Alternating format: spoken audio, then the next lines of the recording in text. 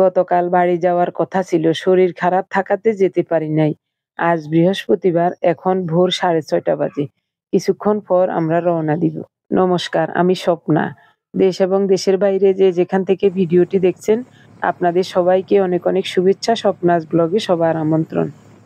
প্রতিদিনের মতো নতুন একটি পর্ব সাজানোর প্রয়াস করছি আমাদের গ্রাম্য জীবনধারা নিয়ে, একেবারে প্রাকৃতিক দৃশ্যগুলি নিয়ে। আশা করছি আপনাদের সবার ভালো লাগবে, তাই অনুরোধ রইল পর্বটি প্রথম থেকে শেষ পর্যন্ত দেখুন। শরীরটা ভীষণ খারাপ, তারপরও বাড়ি না গিয়ে পারছি না। জমিতে রোয়া লাগাতে হবে, রোয়া লাগানোর সময় হয়ে গেছে। জমির কাজ কাটানোর জন্য ফেনী থেকে একটা লোক নিয়ে আসলাম। তো আমার মেয়ে তরকারি রান্না করে দিয়েছে, ভাত বাড়িতে গিয়ে রান্না করব। বর্ষাকাল, দুপুরবেলায় ঠান্ডা ভাত ভালো লাগবে না, তাই ভাত আনি নাই। লোকটাকে সকালবেলায় খাওয়ানোর জন্য রুটি বানিয়ে নিয়ে আসলাম, সাথে খেজুর গুড় দিয়েছে আমার মেয়ে, চা পাতা, চিনি সব দিয়েছে। আমাদের বাড়ির সামনে চলে আসলাম।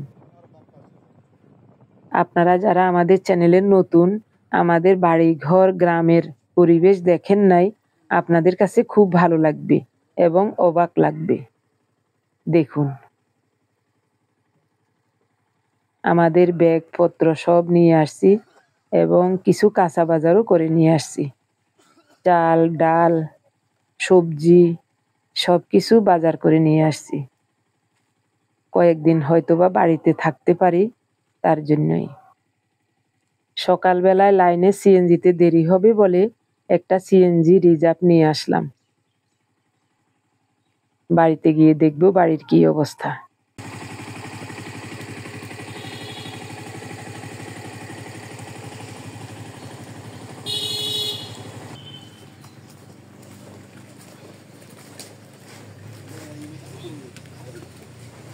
আরে উড়ান তো গেছে।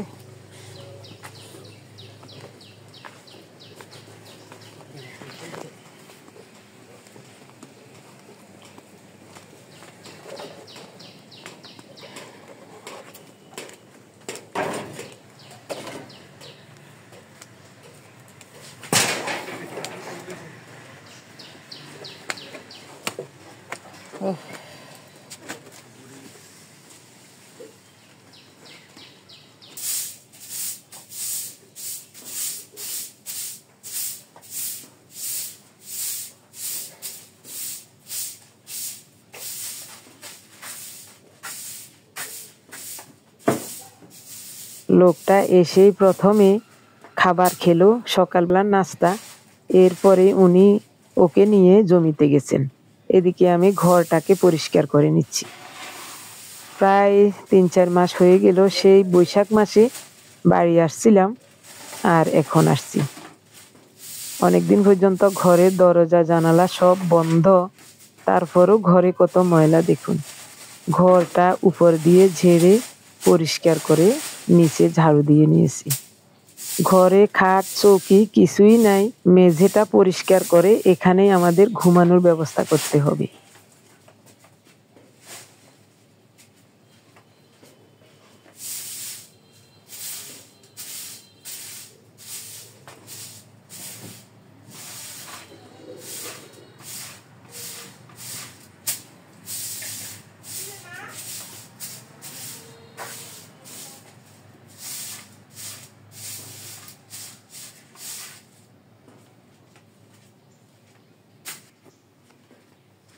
এখন সকাল 8টা বাজে। আকাশ মেঘাচ্ছন্ন হওয়াতে ঘরে তো বিদ্যুৎ নাই, এই কারণে ঘরটা অন্ধকার হয়ে আছে।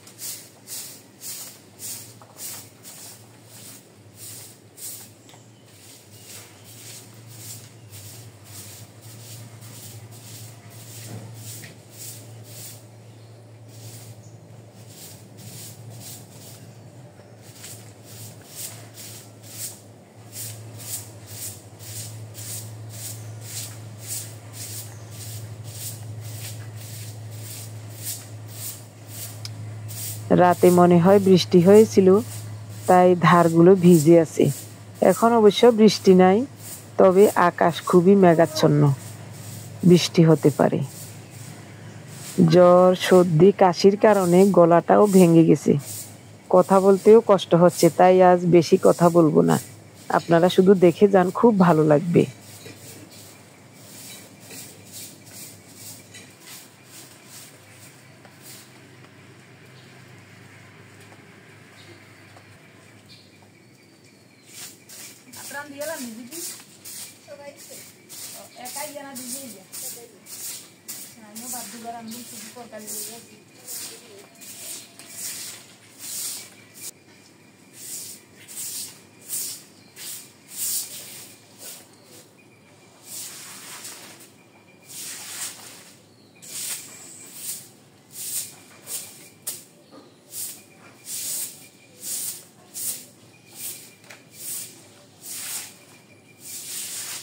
এটা হলো রান্নাঘরের ভিটি। এখানে কত সুন্দর রান্নাঘর ছিল আমার, এখন ভেঙে গেছে।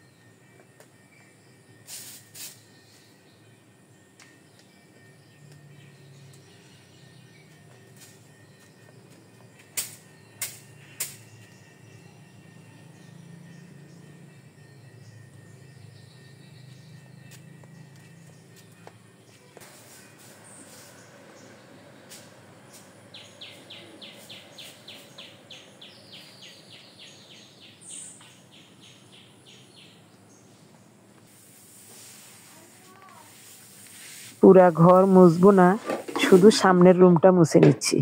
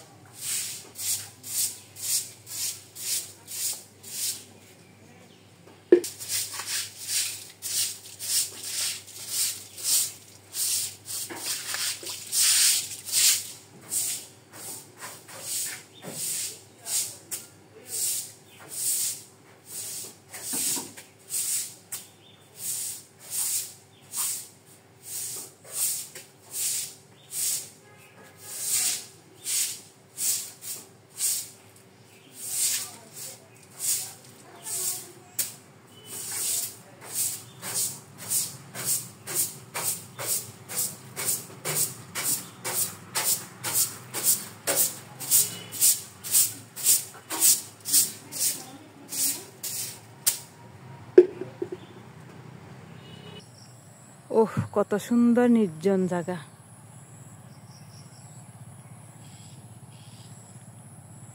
ঘর বাড়ি সব ধুয়ে মুছে পরিষ্কার করে ভাত বসিয়েছি গোপালদের ঘরে।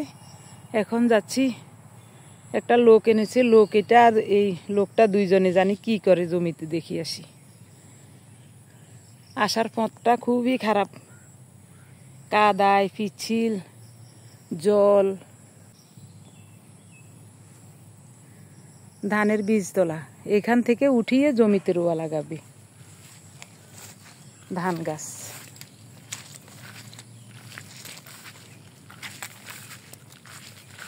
গোপালদের এখান থেকে এক জোড়া রবারের স্যান্ডেল পায়ে দিয়ে চলে আসছি। লজ্জাবতী গাছ। কিরে, মুদে গেছে তো।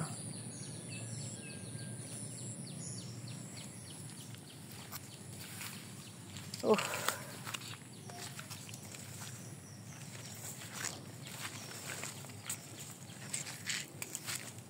একা একা যাইতেও ভয় করে।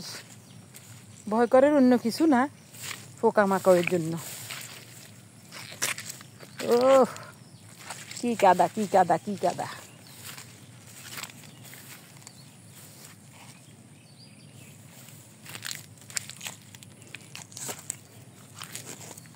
ওরে বাপরে বাপ, ওরে বাপরে বাপ, ওরে বাপরে বাপ।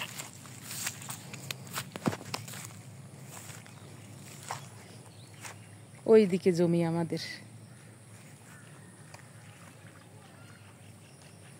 দুইজন লোক রোয়া লাগার। এটা অন্যের জমি, আমাদের এখনো জ্বালা বড় হয় নাই। জ্বালা মানে ধান গাছ যেটা রোপণ করব, এটা বড় হয় নাই।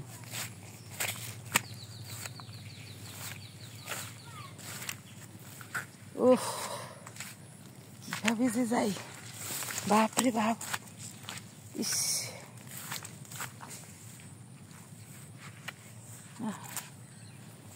স্যান্ডেল পায়ে দিয়ে যাওয়া যায় তো না, স্যান্ডেলগুলো হাতে নিয়ে যাই।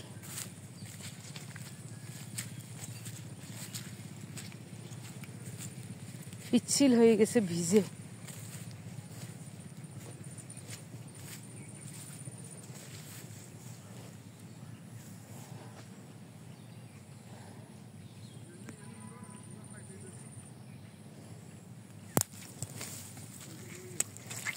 ওরে বাবারে, বাবারে, কেমনে যাম?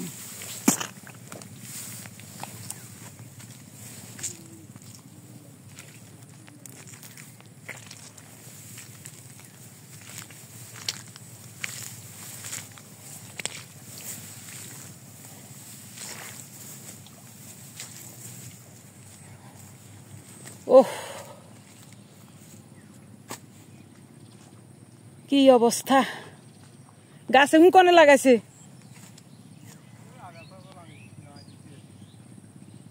কনে গাইছে গুণ? হালাই দাও, হালাই দাও। এগুন আগাছা নি? তাইলে থাক। হ্যাঁ,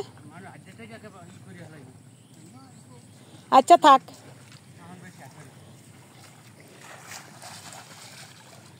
উমা মামা মা, কাটা হয়েছে নি এটার? এই সাইড, এই সাইড।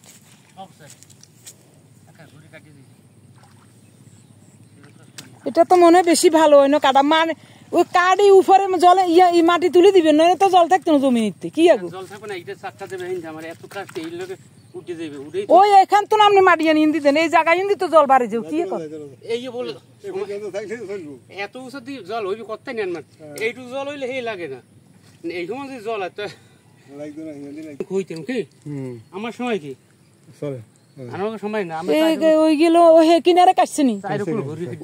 উপরে মাটি তোলো না, না উপরে লাগে না। উপরে তো বান্ধাই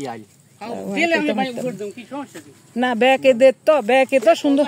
যেটা নিচে ওই দেন, ওই নিচে যেটা দিয়েছে ওইটা দিয়েছি, নিচে আনলে হেঁটে হেঁটে দিয়েছি, সেটা নিচে নিচে হেঁটে দিয়ে সময় খুব আমার সমস্যা কি আমি কাজ। এবার কনা নে 15 ডিসেম্বর যাবা, আয় যাইতাম হারুম নেই হিন্দি।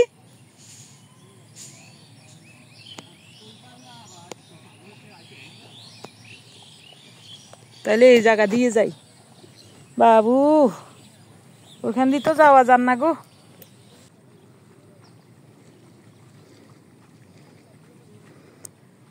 বাবুরে বন্যা যখন না হয় এটাই চাই, বন্যা হইলে তো সব শেষ।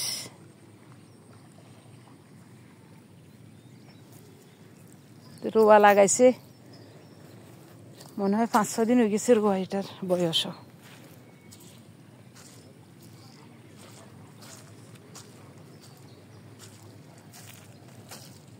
বাবা কি কাদা, কি লেবা আইলাম গো।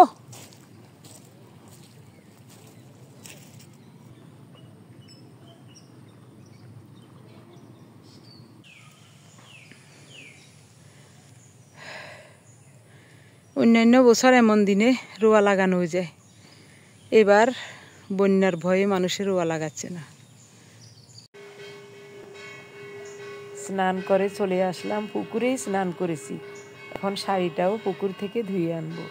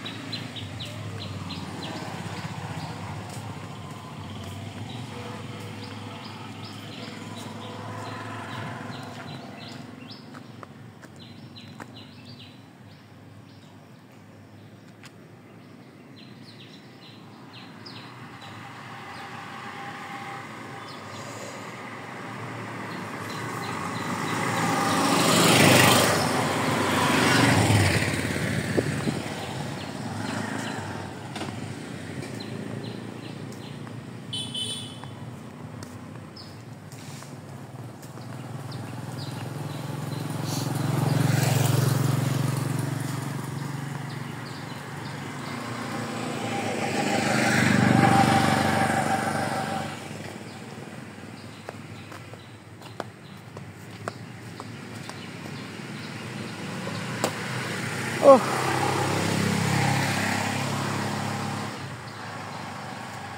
গাছ এগুন মরি গেছে কেন গো?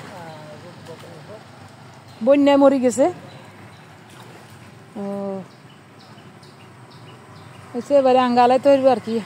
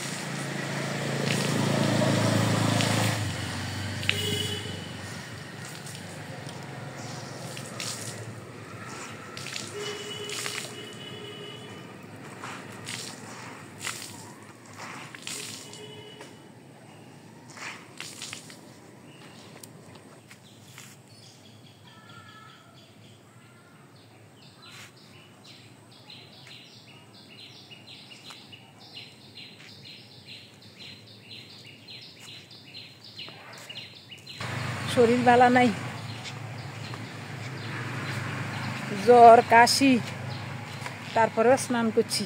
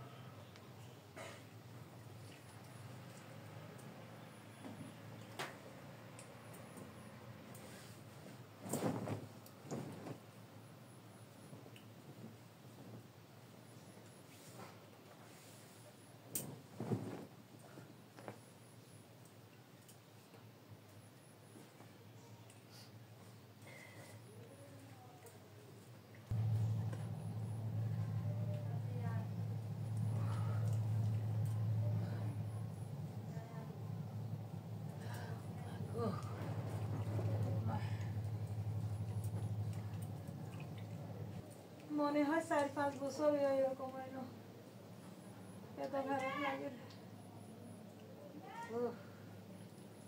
পুরা শরীর শুধু কেজের।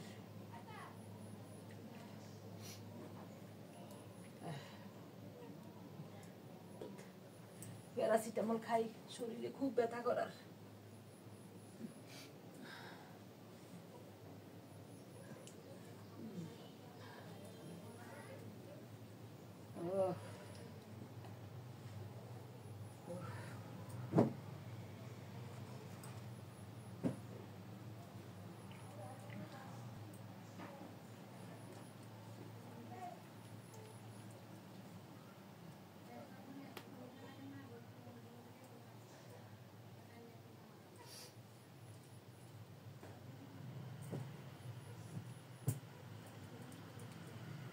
বাস বালিশের কাজও শেষ।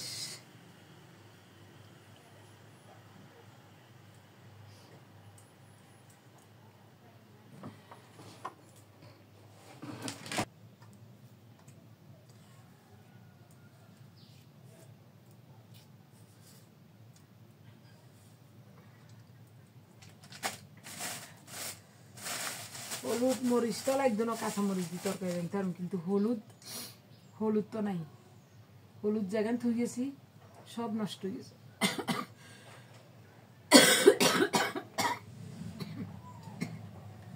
মা গো মা,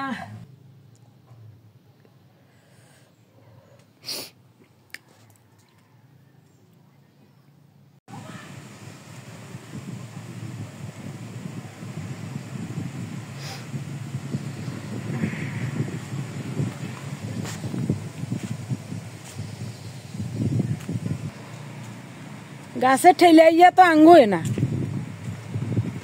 ইয়া তো আঙ্গ গাছের ঠেলা না, এ লম্বু গাছের ঠেলা। ইয়ে কনান দিত হইল।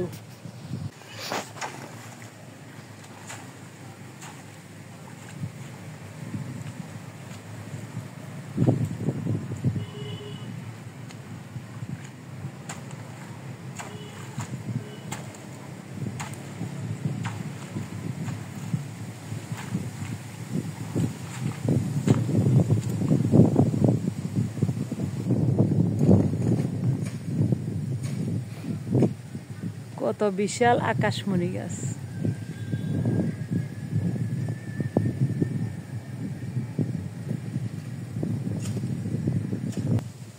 জমির কাজ কাটার জন্য ফেনী থেকে একটা লোক আনছিল, কিন্তু লোকটা তেমন কাজ করে না।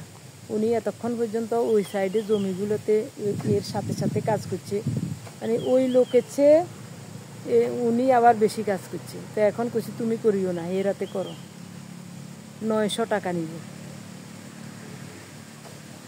ওই কাজ করেন না তেমন, এরা রাজমিস্ত্রির কাজ করে, ওই চাষের কাজ জানে না। বলছিল চাষের কাজ জানে, আসলে কিন্তু জানে না, রাজমিস্ত্রির কাজ করে। কোপও দিতে জানে না, দেখেন না যেভাবে কোপ দেয়, এই কোপ তো মাঠের কাজ করে দেন তাদের মতন না, এটা হচ্ছে রাজমিস্ত্রির কাজ। রাজমিস্ত্রিরা যেভাবে বালি সিমেন্ট কংক্রিট ইয়া করে উঠায়, ওইভাবে ও কাজ করে, এই কাজ জানে না। শুধু এর 900 টাকা দিয়েছি, অথচ ও নিজেই করছে এর সাথে কাজ। চিনা যায় না, ফেনী থেকে লোক আনলে ভাগ্যর করে, কোনো সময় ভালো করে কোনো সময় ভালো করে না। তো এখন আমি সহ আসি দাঁড়ায় রয়েছি, এই কারণে একটু কাজ করে, এতক্ষণ পর্যন্ত কাজ করে নাই। ফেনী থেকে 6টা রুটি বানাই আনছি, ওই লোকে 3টা খাইবো, আমরা 2জনে 3টা খাবো। এই একাই 6টা রুটি খাইছি, 2বার করে, আমরা খাই নাই। তারপরে আবার দুপুরে ভাত খাইলো, খাওয়া দাওয়া করি 1 ঘন্টা 1.5 ঘন্টা ঘরে ধারের উপর বসে আছিল। তারপরে আসছি, কইতে আসে নাই। আমি কেমন বসে থাকলে তো দিন তো সময় চলে গেলে কইব আমার কাজ শেষ, সময় ক্ষেপণ করে শুধু অবধি কীভাবে। মাঠে যারা কাজ করে তারা কিন্তু এইভাবে কাজ করে না।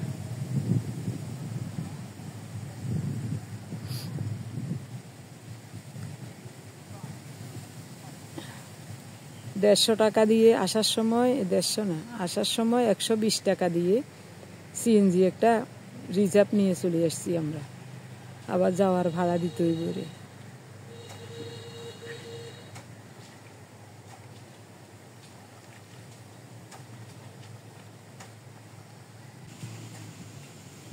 কচু ক্ষেত, এখানে প্রচুর লতি হবে।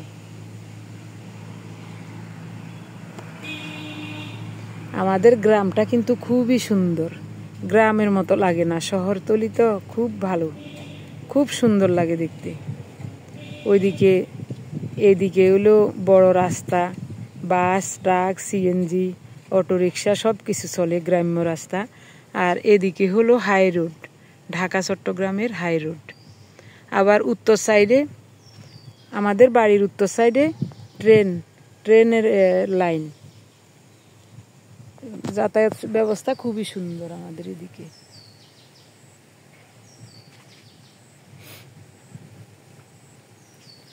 এই গাছ এগুলি আমাদের, আমরা না থাকাতে ঢাল পালা ভেঙ্গে মানুষে কেটে কুটে কত নিয়ে গেছে।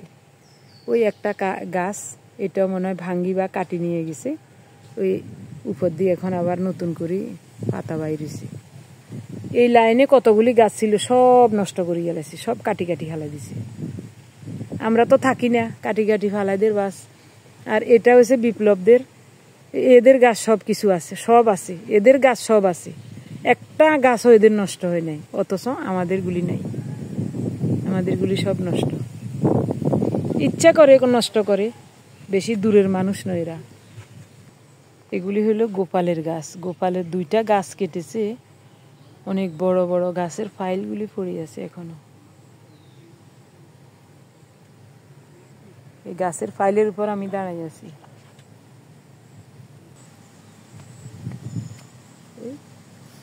কয়েক কোপ দিব, দাঁড়ায় থাকবো, গল্প করব। এত ফাজিলের ফাজিল।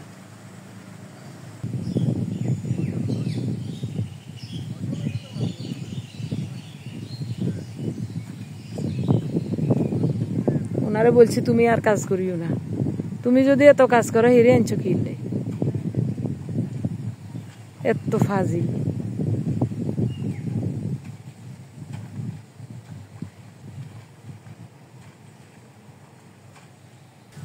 কত বড় একটা গাছ, এটা কি তুফানে ভাঙলো না কি জানি। এই যে দেখুন, ভেঙে গেছে, এখন আবার শাখা বাইরেছে। এই শাখাগুলি কদিন পরে থাকবে না, এগুলি ভাঙি ফেলা দিব। মানুষ এত ইতর, এত ইতর।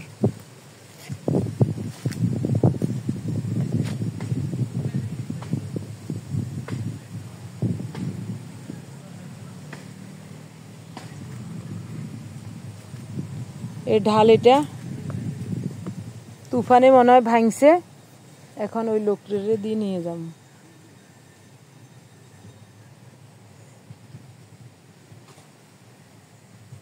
লোকটা কাজ করে না, শুধু শুধু এই 1000 টাকাই নষ্ট হইল। কাজ হয়েছে, তারপরেও উনি একসাথে থাকি করছে, এই কারণে কিছু হয়েছে, তবে আরো ভালো হওয়ার কথা ছিল কাজ। এখানে আবার কি মাছা বানাইছে।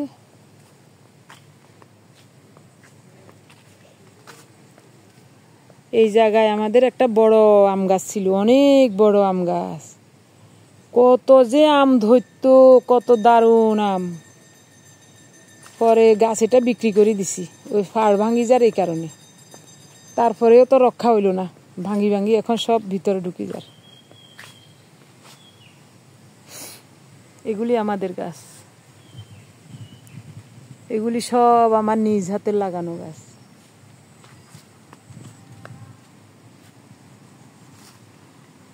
এগুলি সব আমার নিজ হাতের লাগানো।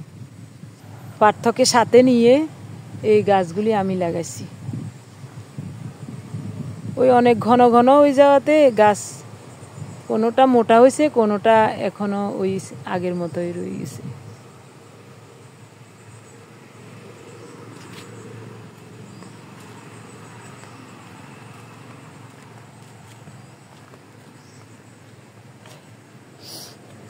বর্ষাকাল হওয়াতে এই জায়গাগুলো এত কাদা হয়ে গেছে, হাঁটা যায় না।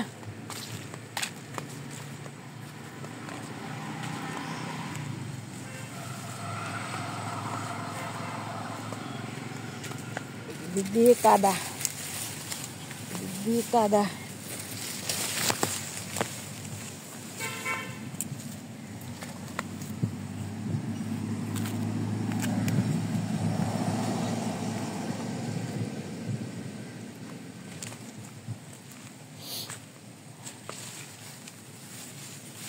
বাপরে বাপ,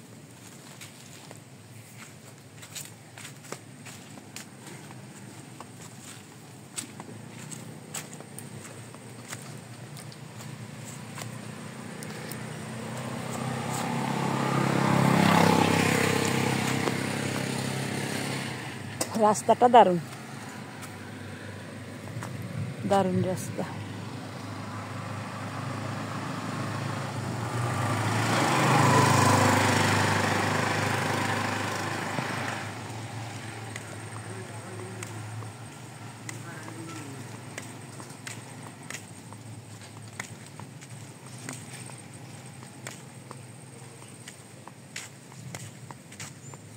বোতল কত করে কিনেন?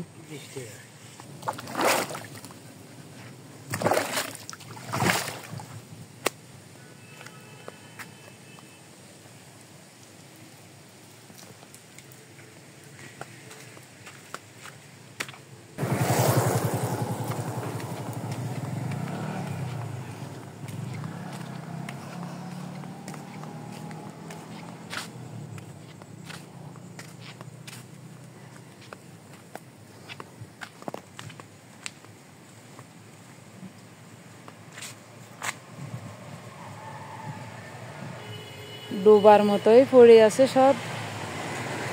ওই মাটি কেটে কেটে বাড়ির ভিটা বান্ধাইছে, ঘরের ভিটা বান্ধাইছে, এখন গর্ত হয়ে আছে।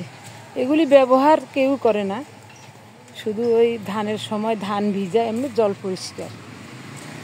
ধানের সময় ওই সিদ্ধ করা ধানগুলি এখানে ভিজাই আমরা।